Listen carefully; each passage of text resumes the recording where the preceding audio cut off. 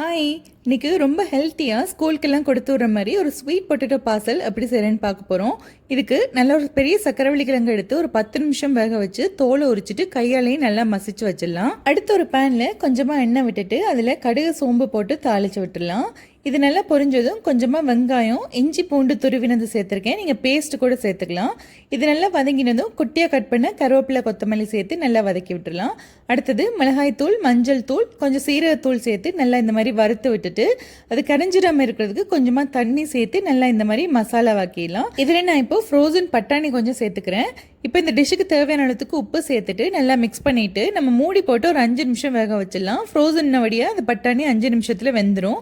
பாருங்கள், நல்ல மசாலா மாதிரி வந்திருக்கு. தண்ணி வற்றி இப்போ நம்ம மசிச்சு வச்சுருந்த சக்கரவள்ளி கிழங்க போட்டு நல்லா மிக்ஸ் பண்ணிட்டோம்னா நம்மளோட இந்த ஃபில்லிங் ரெடி ஆயிடுச்சு. அடுத்தது இந்த மாதிரி சாஃப்டாக பிசைஞ்சு வச்ச சப்பாத்தி மாவுலேருந்து ஒரு பால் ஒன்று எடுத்து இந்த மாதிரி நல்லா உருட்டிட்டு இதை நான் கார்ன்ஃப்ளவரில் போட்டு தான் தேய்க்க போகிறேன். கார்ன்ஃப்ளவரில் போட்டு தேய்க்கிறப்ப நல்லா ஈவனாக ஸ்மூத்தாக ஒட்டாமல் வரும். இப்போ நம்ம ரெடி பண்ணி வச்ச சக்கரவள்ளி கிழங்கு ஃபில்லிங்கை உள்ளே வச்சுட்டு இந்த சைடு எட்ஜஸ்லாம் நம்ம கொஞ்சமாக தண்ணி சேர்த்துடலாம். தண்ணி அப்ளை பண்ணோம்னா ஈஸியாக வந்து ஒட்டி பிடிச்சிக்கும்.